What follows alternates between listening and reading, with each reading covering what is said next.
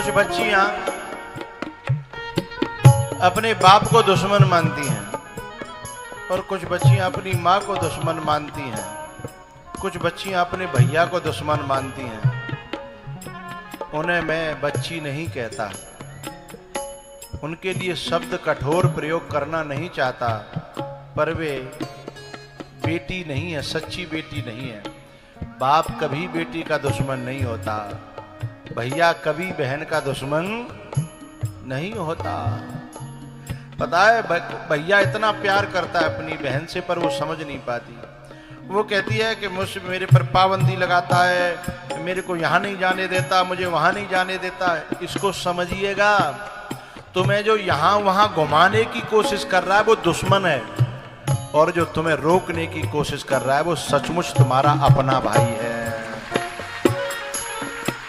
जो तुम्हें घुमाने की कोशिश कर रहा है, मॉल ले जाने की कोशिश कर रहा है ना, वो तुम्हारा हितैषी नहीं है, वो लुटेरा है। उसे 38 टुकड़े करने में देर नहीं लगेगी।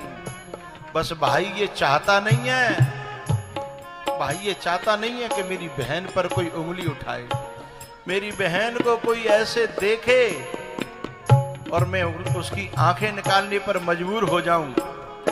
ये भाई चाहता नहीं है, इसलिए हमेशा पाबंदी लगाता है, वो रोकता है। और ऐसे भैया को जो बहन समझती नहीं है वो बहन नहीं है।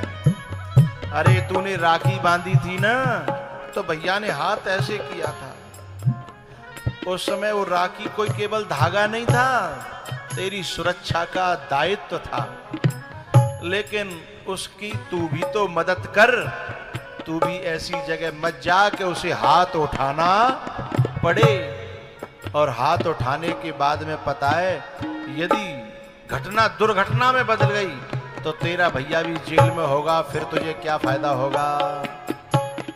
अच्छी बच्चियां जो होती हैं वो समझती हैं कि मेरा भाई मुझे बहुत प्यार।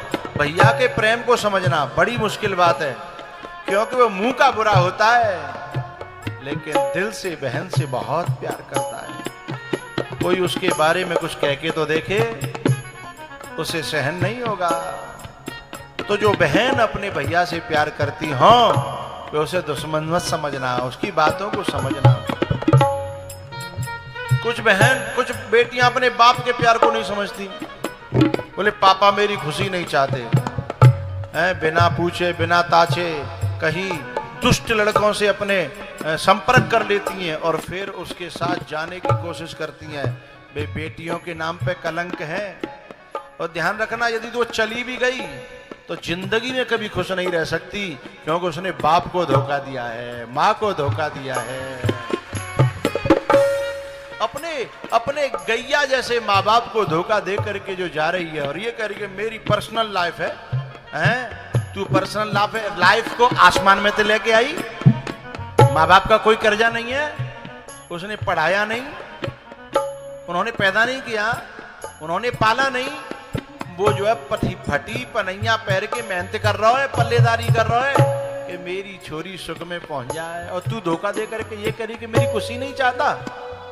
अरे उस बाप को जो धोखा देगी ऐसे हितैषी को, उसे परमात्मा कभी क्षमा, वो धोखेबाज है।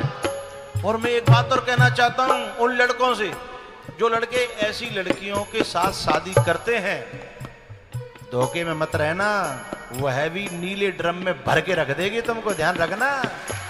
हाँ,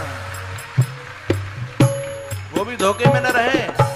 जो पालने वाले बाप को छोड़ के आ गई तेरे साथ में, जन्म देने वाली माँ को छोड़ के आ गई है, वो तेरी सगी रहेगी। हाँ, ध्यान रखिएगा।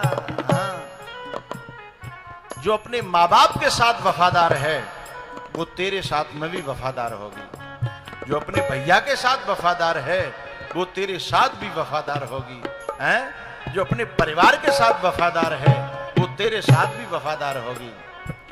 जब कभी कोई लड़की कोई बात पड़े, दुनिया को ठोकर मार दे अपनी मां के लिए, वो लड़की सदा वर्ण करने योग्य है, जीवन में साथ निभाने के योग्य है।